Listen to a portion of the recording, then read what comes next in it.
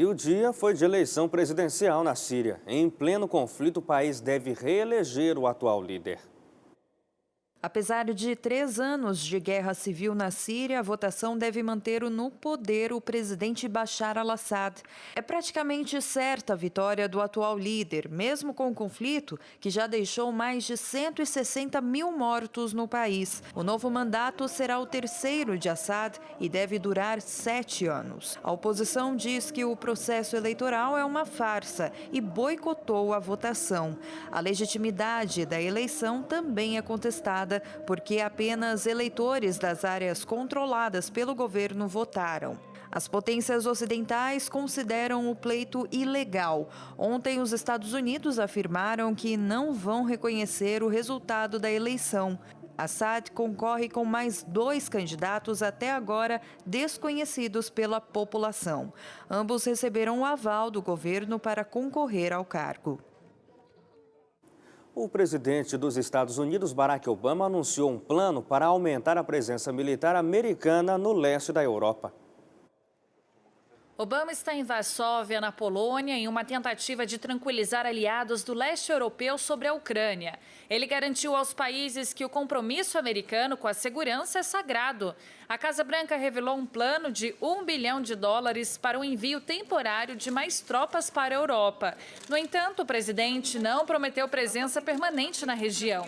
Ele também pediu que os aliados da OTAN invistam mais em defesa. Obama fica em Varsóvia por 2 dias em uma série de reuniões com líderes de países do leste e centro-europeu. A Polônia pediu um reforço no contingente militar depois da anexação da Crimeia pela Rússia.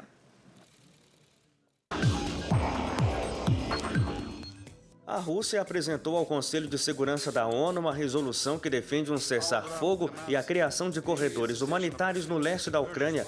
A iniciativa veio após mais um dia de combates entre o governo ucraniano e grupos separatistas no leste do país. Os Estados Unidos consideraram a proposta hipócrita, dizendo que a Rússia não está fazendo nada para encerrar os ataques.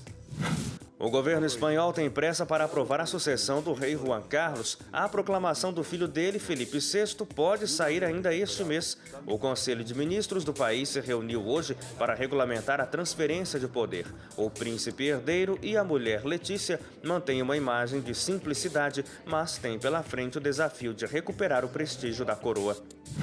Em Teherã, capital iraniana, uma tempestade de areia matou pelo menos 4 pessoas e deixou 30 feridas. A ventania chegou a 110 km por hora. Uma grande massa de areia encobriu a cidade. Árvores caíram, bairros ficaram sem luz e voos foram cancelados. A taxa de desemprego caiu em abril na zona do euro, mas a queda foi pequena. O índice ficou em 11,7% contra 11,8% em março. Em todos os países da União Europeia, a taxa registrada foi de 10,4% em abril, menos que os 10,5% de março. O desemprego no Brasil aumentou no início desse ano, segundo o IBGE. O número é considerado normal porque marca o período de término dos contratos temporários de fim de ano. Nos 3 primeiros meses deste ano, a força de trabalho com ocupação foi registrada no país em 91.200.000 pessoas. Outros 7 milhões de trabalhadores ficaram desempregados, fazendo com que o índice de desocupação ficasse em 7,1%. O número representa alta em relação ao último trimestre de 2013, que ficou em 6,2%. Em números absolutos, foram cerca de 900 mil trabalhadores a mais entre os desocupados no país. Os especialistas apontam que esses números são relativamente normais, porque aos finais de ano, geralmente há mais contratações temporárias que no início do ano são dispensadas. Em relação ao primeiro trimestre do ano passado, houve melhora. Naquela época, a taxa de desocupação era de 8%. Lena Caetano para a Rede Novo Tempo. Uma outra pesquisa do IBGE trouxe um resultado que chama a atenção. A cada 10 brasileiros, 9 estão cansados pela correria do dia a dia, inclusive os jovens. Os brasileiros estão cansados. É o que revela uma pesquisa do IBOPE feita em todo o país. O levantamento apontou que 98% das pessoas ouvidas se consideram cansadas. Jovens entre 20 e 29 anos são os mais afetados. Estresse do trânsito, o dia a dia, até a faculdade, com certeza. Correria do dia a dia, né? Estresse, muito estresse de ônibus, trânsito, tudo. Mas o organismo tem limite para suportar a fadiga. É preciso ficar atento aos sinais que o corpo dá. A gente foi feito para dormir à noite e acordar de dia. Então, se você começa a ficar com sono de dia, é um sinal de cansaço. Dificuldade de concentração. Então, tarefa que normalmente você faz de uma forma tranquila, assim, que você domina, você começa a errar. Você começa a não conseguir fazer direito. Cansaço em excesso pode prejudicar a saúde.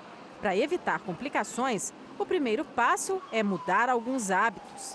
Exercício físico, importante. Dos exercícios, o mais simples de todos, caminhada. Se a gente conseguisse caminhar 3 a 4 vezes por dia, em uns 45 minutos, 1 hora, isso vai liberar uma série de substâncias endógenas, as endorfinas, que são análogos aí de antidepressivos e tal, que dão um bem-estar bom. Quem já aderiu à atividade física sabe dos benefícios. Faço corrida há mais ou menos uns 2 anos, pelo menos umas 3, 4 vezes na semana. E o que mudou de lá para cá? Mudou bastante.